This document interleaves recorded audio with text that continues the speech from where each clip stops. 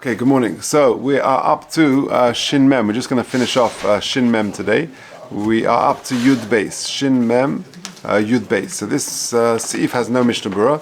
The Mechaber says, Hanoisin Zera Pishtan, someone who puts flax seeds, Shumshmin or sesame seeds, Chayetzi Bohem, B'mayim in water, Chayev Mishum Losh, if you sort of soak them in water, that you've encountered the problem of losh, of needing, if they should misarvim v'nislim zeh, because they sort of become mixed and they become attached with each other, it becomes like a mush of one body, and therefore you've violated the problem of losh. Yud Gimel, ein shavrim hacheres, you're not allowed to break cheres, clay, ve'ein korin hanai, nor can you tear paper, mipnei shehu k'mesakin kli, because that's a problem of tikkun. Says the Mishnah Berurah, ein shavrin cheres ve'ein etc. Kadei lahaniach aleihen v'chiyai gavna. Now, what does that mean? So, if you look at 82, it explains lekamon bia shetzoylin dogim al gabe askala. When you sort of roast fish on a spit or something like that on a grill, manichin oleh chatiches cheres einaya shenishu b'mayim. You put underneath it a bit of clay or some water which has been soaked in paper which has been soaked in water. You put something that shouldn't get burnt from the askala, so that you wrap it in some sort of clay or something like that. So if you break clay in order that you're going to use it for this purpose, then you've got a problem of tikkun kli. Says the Mishnah Berurah, Mipnei Mem Aleph, Omayri b'she'ein makbid al hamida. We're talking about a situation where you're not makbid on the measure, on the amount, on the size of the piece of clay that you're cutting or of the paper that you're cutting. Because if you're cutting to measure, then of course yesh by mishum mechatich, gam mishum mechatich. Then you've got a problem of mechatich. That is a separate issue. Chituch is only when you cut to measure. Korea is even when you cut without measure. If you cut paper lekroim into pieces, so a person is in a bathroom and there isn't cut Shabbos toilet paper.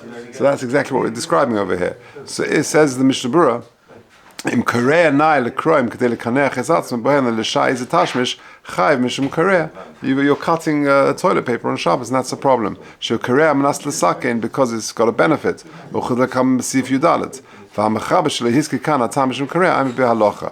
we'll discuss in Mishnah Berurah exactly what you do in these situations, in the footnote, I mean. And to cut a sealed letter, to open up an envelope which is sealed, even if you've got like a sealed letter or something like that, even if you're careful not to tear the writing which is around the seal, and even to tell a non-Jewish person is also unless there's a tzorech gadol. The Aguda says if you tell a non-Jewish person to open it, then you're not allowed to open, you're not allowed to read it. If he doesn't, he just opens it by himself, then there's no harm in you reading it. Okay, let's go through some of the details of this because a lot of it is very relevant. But first of all, a situation in the bathroom where you have not got cut toilet paper on Shabbos. So what do you do? So he says over here in 84, you're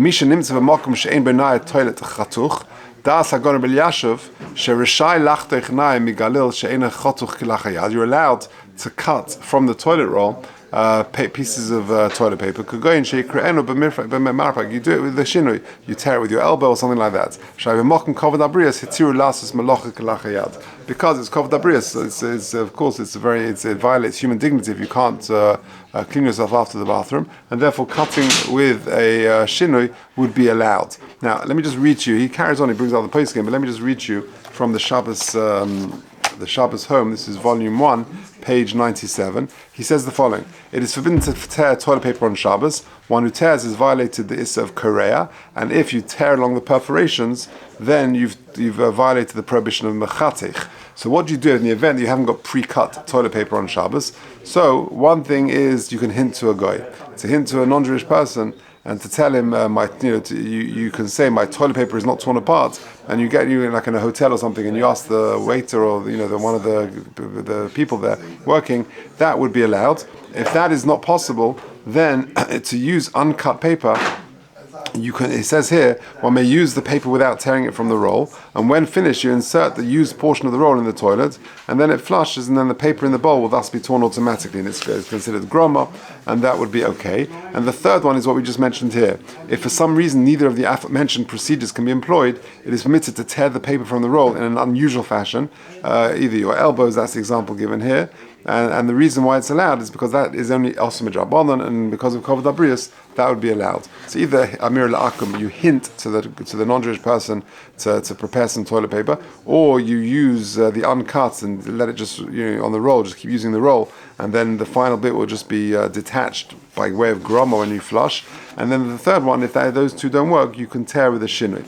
Okay, that's that. Now, what about envelopes? So if you look at 86, he says over there, this is going on the Mishnah Berurah, which says you can only yesh lizoyim lo l'tzorech gadol, because he says in 86 k'fi k'sav le'el shebemokum tzorech gadol mutzah lo melanochri lasas malacha drabanan. So if there's a very pressing letter that you're expecting, then you're allowed to tell the non-Jewish person to do a malacha drabanan if there's a tzorech gadol.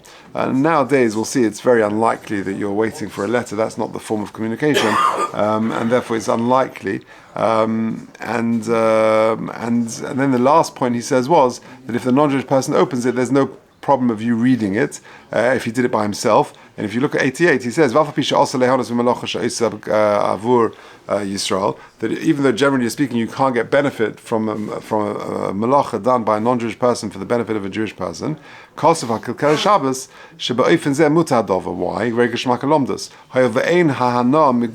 You're not getting benefit from the kriya, from the tearing, but from the possibility of now reading the letter. In terms of opening envelopes and these things on Shabbos, he says the following. Opening letters. It is forbidden to open a sealed letter on Shabbos. Even tearing an envelope destructively is forbidden, since reading a letter is not considered the tzorich Shabbos, is not considered the Shabbos needs. If one receives an urgent letter whose contents he must know on Shabbos, he may tear it in a destructive way. Okay, Beseda. Now let's carry on. Yudalet Hamadabek Nayoros Oiros Bekoilon Shosfarim Kiyosubay. If you've got paper or hides which have been stuck together with the glue of Sofrim, if you stick them together in that way, then there's a problem of tofer, which is attaching things together. V'chein hamafarik nayoros devukim, and so too if you separate pages which have been stuck together, oiros devukim, or leathers, hides which have been stuck together, v'lo nischaven lekalkel bavad, and it's not derech kilkul. Harizet toledos kareah v'chayim, also over the issa of kareah. Says the Mishnah Berurah, Harizet toledos tofer. Umistabra the shiur gamkein kamoi b'tofer, and lechora the same shear as with tofer. Dahainu shear based tfiris lechiyuv. 2 stitches would be the chiyuv. V'ayin behalacha. Okay, bilvad. Now there we said v'lo nischaven lekalkel bavad. Says the Mishnah Berurah, Ela b'shvil eize toyeles. You've got some sort of benefit. Af sheloi niskavim b'zeh kadei ledabkam ar b'yosim. Mikol makom chayav mishum kareah. You want to separate them. Nevertheless, you could be chayav because of kareah. V'deloi bo'inam b'kareah davkam nas litvar, because you don't always need kareah al manas litvar. That's the general rule. Ela b'shvil eize tikun kadei sheloi mekalkal. There's some other benefit that it doesn't get spoiled or something like that. That would be sufficient to be over the issa. But if it's purely destructive, then it's pot avalosa, i.e. that it's an issa drabonon like any other kilkul. Harizet toledes korea, that if you tear it in this way, you're going to be over the issa of korea. Says the Mishnah Berurah Memdala, the cholshkein b'korea b'beged b'mok matfira le'ezet toeles techayev. If you tear away from at the point of the stitches for any benefit, that is pure korea, and therefore you're going to be chayev min haTorah. V'chayev, says the Mishnah Berurah Memhei, v'davka b'zeh shedibuk zeh nasa lekiyum. Now, when is it a problem? When you tear something which was put together in a permanent fashion. But sometimes you get pieces of paper which stick together either because of some wax, or because of the time of the kshira it was stuck together. That would be allowed. And